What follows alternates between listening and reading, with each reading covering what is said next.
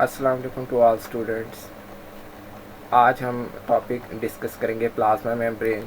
इसमें मुख्तलिफ आस्पेक्ट शामिल हैं, जैसे introduction of plasma membrane, history, fluid mosaic model, chemical composition of plasma membrane, function of plasma membrane, cellular junctions. First of all, the definition of plasma membrane: it is a thin, delicate, and elastic membrane capable of self repair. That is a plasma membrane. Cell membrane or a plasma membrane separates the interior of cells from the outside environment.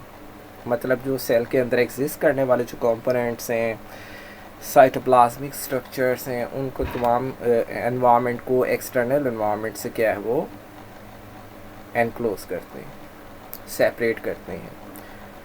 Composed of lipid bilayer, यानी lipids की 2 layers पर मुश्तमिल हैं, including cholesterol which maintain their fluidity under the various temperature, selectively permeable and helps in transport of substances with help of proteins such as integral and peripheral proteins, involved in a variety of cellular processes such as cell adhesion, ion conductivity, and cell signaling, provide mechanical strength to the cell. What are integral and peripheral proteins? The peripheral protein is only located in the inner or outer surface of the phospholipid bilayer, like a floating iceberg, whereas integral protein is embedded in the whole bilayer. मतलब कि जो peripheral जो proteins हैं वो phospholipids bilayer के अंदर और बाहर दोनों तरफ क्या है वो मौजूद हो सकती हैं, लेकिन जो इंटीग्रल प्रोटीन है वो प्रोटीन है जो एम्बेडेड होती हैं होल लिपिड बाइलेयर में. Integral proteins have hydrophobic and hydrophilic areas, whereas peripheral protein do not. यानी उसके अंदर इस तरह के क्या कहते हैं हाइड्रोफिलिक एंड हाइड्रोफोबिक एंड्स क्या है वो मौजूद नहीं होते, लेकिन इंटीग्रल प्रोटीन में दोनों ये मौजूद होते हैं. History. First cell was discovered by Robert Hooke in 1665 using a microscope. The cell theory was proposed by T Schwann and M J Schleiden in 1830. आप जानते हैं जैसे बेसिक जो क्या कहते हैं कंसेप्ट्स हैं सेल थ्योरी से रिलेटेड 3 पॉइंट पर मुश्तमिल है. All living organisms are composed of one or more cells. The cell is the most basic unit of a life. All cells arise from the pre-existing cells. The lipid bilayer hypothesis was proposed in 1925 by Garter and Grandel. The most accepted biological model of cell membrane was given by S. G. Singer and G. L. Nicholson in 1972. Plasma membrane के structure को समझने के लिए different models हैं. जैसे आपने पढ़ा होगा कि एक यूनिट मेम्ब्रेन मॉडल है जिसे हम सैंडविच मॉडल का भी नाम देते हैं, डेवसन डेनिली मॉडल का भी नाम देते हैं इसे, और ये इतना एक्सेप्टेबल नहीं है. एक सिंपल बेसिक कंसेप्ट को ज़रूर क्या है ये रिप्रेजेंट करता है, जिसमें ये है कि plasma membrane is composed of lipid bilayer that is a sandwich between the 2 layers of protein. जैसा आप देखते हैं ग्रीन कलर के अंदर यहाँ 2 लेयर्स क्या हैं ये प्रोटीन की हैं, और दरमियान में क्या मौजूद हैं लिपिड बाइलेयर्स. लेकिन इतना ज़्यादा एक्सेप्टेबल मॉडल नहीं है. लेकिन अगर हम कंपेयर करें एक और दूसरे मॉडल से जिसे हम कहते हैं फ्लूइड मोज़ेक मॉडल, जो कि ज़्यादा क्या है वो एक्सेप्टेबल मॉडल है. Fluid mosaic model in 1972, S. J. Singer and G. L. Nicholson proposed fluid mosaic model. According to this model, lipid molecules form a bilayer but are not sandwiched between the protein layers. Instead, the protein are embedded in a lipid bilayer in the manner of mosaic.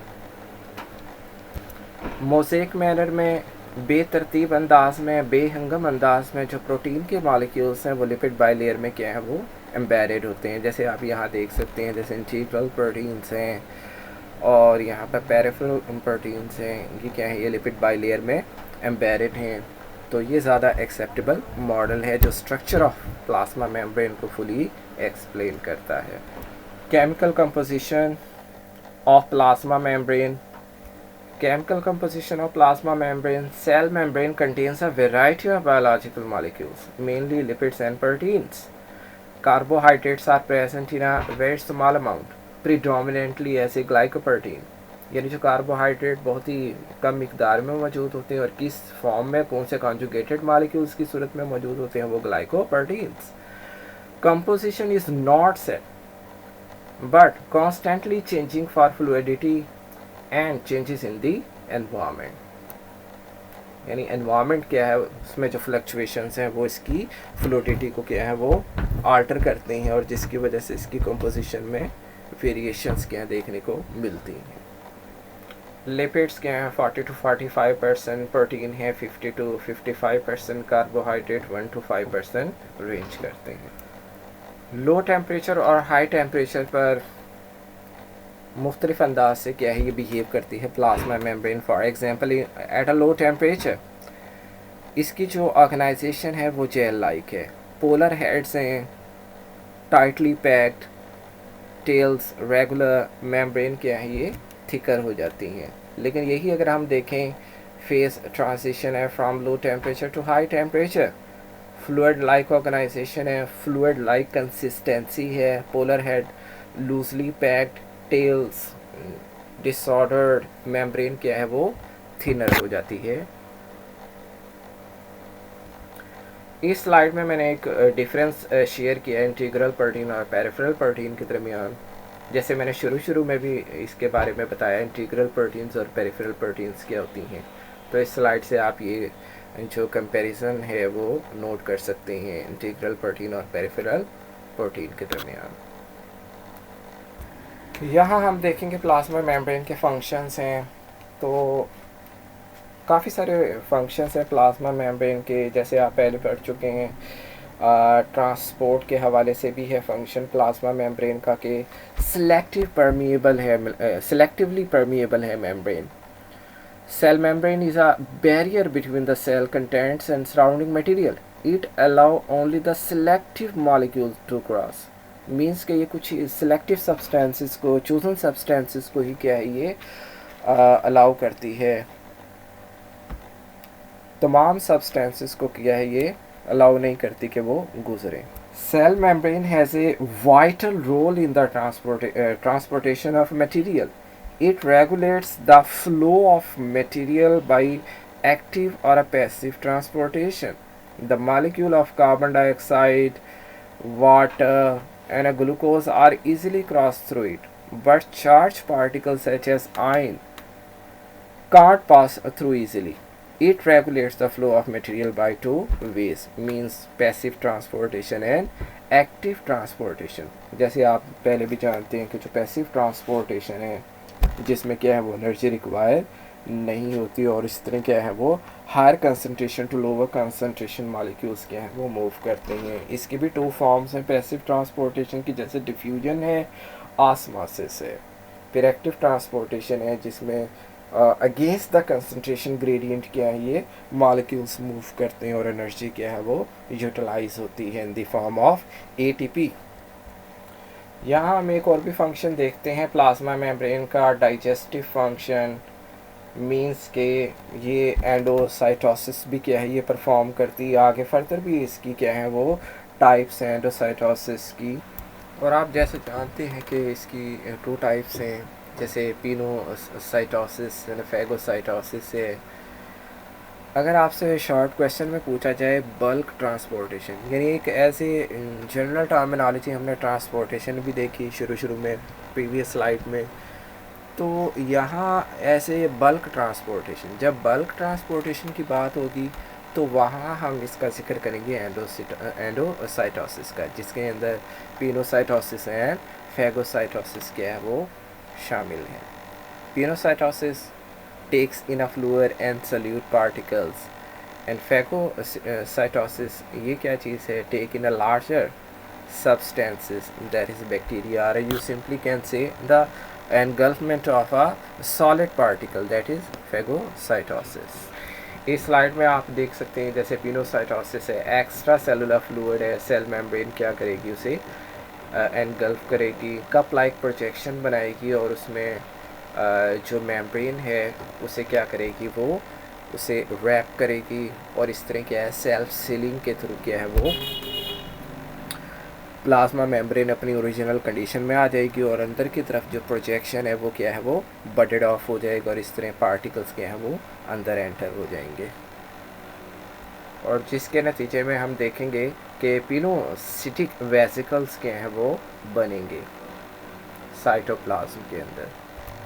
Plasma membrane serves as a selective permeable membrane और a differential permeable membrane, ये भी हम अभी देख चुके हैं ये point. Plasma membrane contains cell surface receptors, for example glycoprotein receptor present on RBC। सबसे ज़्यादा बायोलॉजिकल मेम्ब्रेन्स की जो स्टडी के लिए इस्तेमाल होने वाले जो सेल्स हैं वो हैं RBC, जिनको हम सबसे ज़्यादा इस्तेमाल करते हैं बायोलॉजिकल मेम्ब्रेन की स्टडी में। तो इन RBC की सरफेसेस पर भी क्या है ये ग्लाइकोप्रोटीन रिसेप्टर्स क्या हैं वो मौजूद होते हैं और ये जो ग्लाइकोप्रोटीन रिसेप्टर्स हैं सिग्नल का काम करते हैं from tissue to the marrow. For instance a decrease in oxygen content of a blood stimulate the kidney to increase its production of a erythropoietin, thus ultimately raising the number of oxygen carrying red blood cells। तो ये क्या है signal का काम करते हैं glycoprotein receptors जो RBC की सरफेस पर मौजूद होते हैं। सेल एडहेरेंट मॉलिक्यूल्स हैं कैडहेरेंस present on the plasma membranes of a certain cells plays an important role in the process of inflammation। ये ख़ास किस्म की जो प्रोटीन है, स्पेशल प्रोटीन है कैडहेरेंस, जो क्या करती हैं कैल्शियम आयन की मौजूदगी में क्या है ये फंक्शन करती हैं और मुख्तलिफ रिस्पॉन्स शो करती हैं। For example in the process of inflammation, plasma membrane helps in a formation of various type of a junction, adherence and anchoring along with the help of cytoskeleton element। यानी cell to cell जो junctions हैं उनकी formation में plasma membrane क्या है वो important role अदा करती है। नेक्स्ट स्लाइड है cell junctions.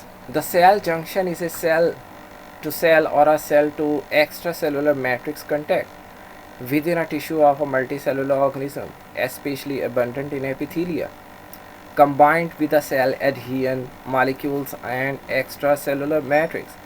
Cell junctions help hold animal cells together। ये एनिमल सेल्स के जो एनिमल सेल्स हैं उनको आपस में ये मिलाते हैं। आप प्रीवियस क्लासेस में पढ़ चुके हैं कि eukaryotic cells contain protein filaments that are collectively called as cytoskeleton. These cytoskeleton filaments play an important role in the establishment of a cellular junction। These cytoskeleton elements also help in establishing cell shape, provide mechanical shape, help in the locomotion of a cell, chromosome separation, intracellular transport of organelles। Thank you. Any question? उम्मीद है कि आपको एक छोटी सी काविश पसंद आई होगी discussion से मुतालिक। Stay blessed, stay connected.